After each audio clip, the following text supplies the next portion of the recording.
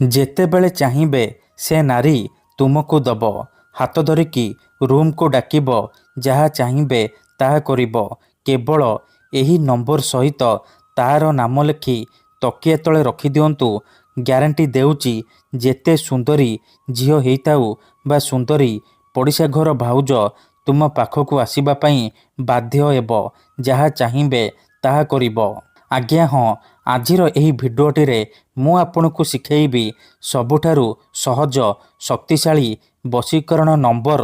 ଏହି ନମ୍ବର ସହିତ ଆପଣ ଯେଉଁ ଝିଅ ବା ବିବାହିତା ନାରୀର ନାମ ଲେଖି ତକିଆ ତଳେ ରଖିଦେବେ, ସିଏ ଆପଣଙ୍କର ସବୁ କଥା ମାନିବ, ଯାହା ଚାହିଁବେ ତାହା କରିବ।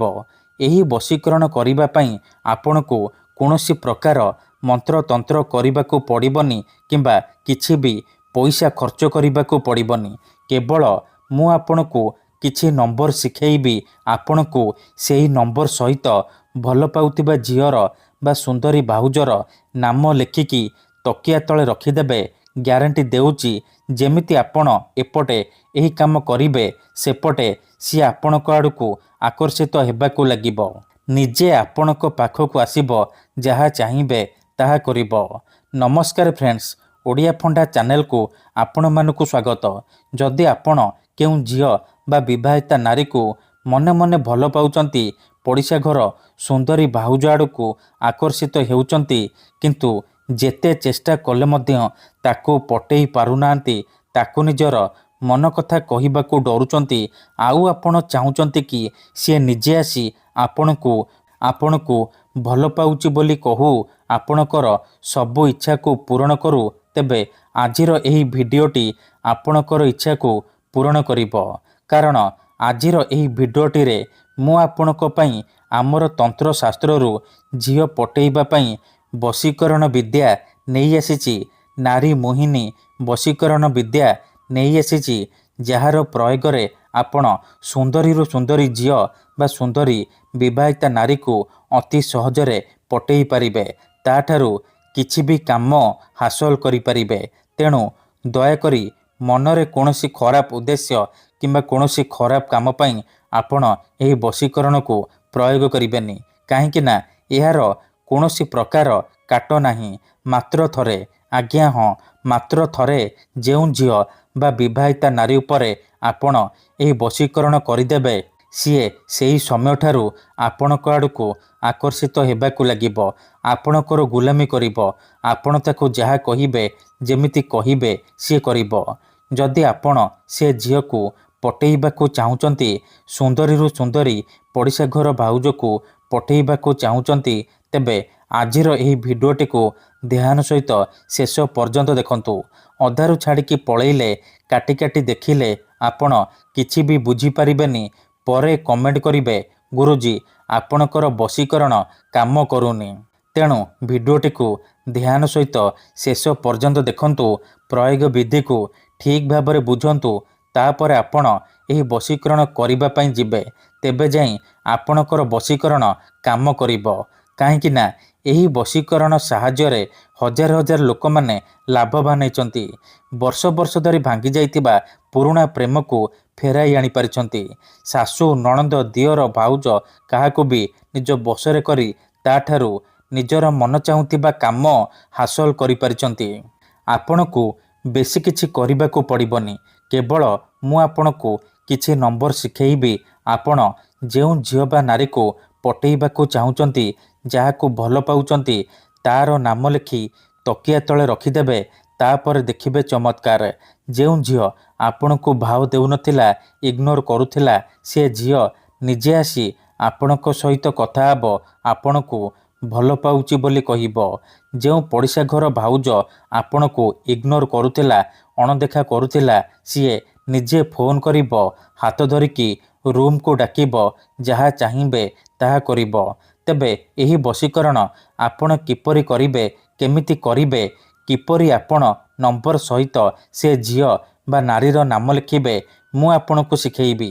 ସମ୍ପୂର୍ଣ୍ଣ ପ୍ରୟୋଗ ବିଧି ମୁଁ ଆପଣଙ୍କୁ ଶିଖେଇବି।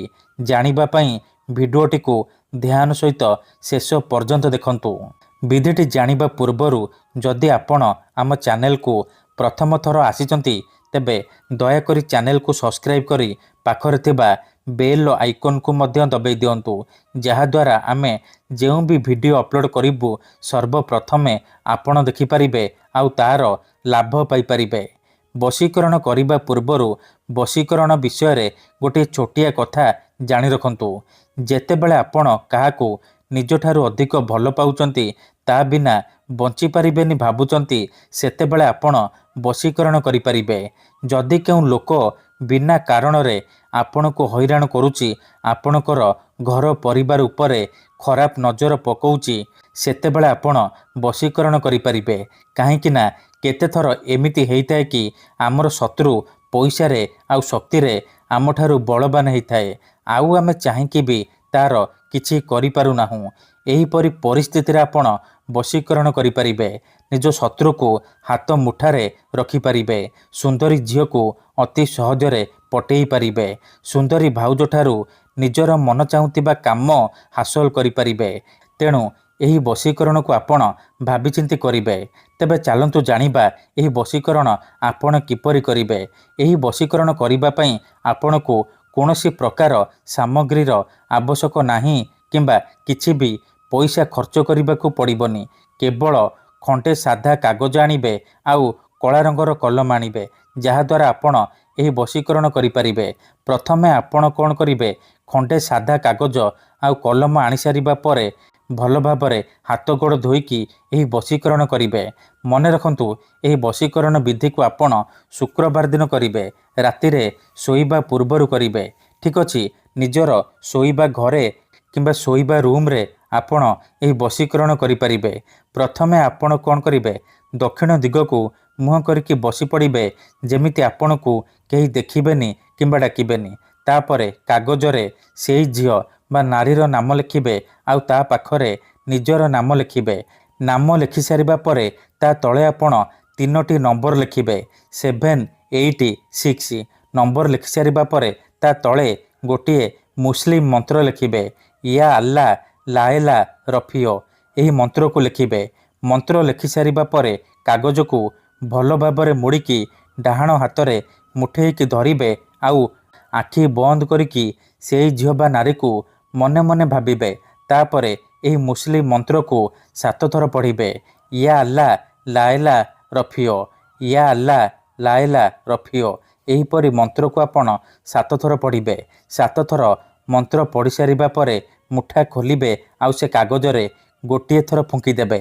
ଏତିକି କରିସାରିବା ପରେ ଆପଣ ସେ କାଗଜକୁ ନିଜର ଶୋଇବା ତକିଆ ତଳେ ରଖିକି ଶୋଇପଡ଼ିବେ। ଗ୍ୟାରେଣ୍ଟି ଦେଉଛି, ଏତିକି କରିଦିଅନ୍ତୁ, ଯେପର୍ଯ୍ୟନ୍ତ ତକିଆ ତଳେ ସେ କାଗଜ ଥିବ, ସେ ଝିଅ ହେଉ ବା ବିବାହିତା ନାରୀ ଆପଣଙ୍କର ବଶରେ ରହିବ। ଧନ୍ୟବାଦ।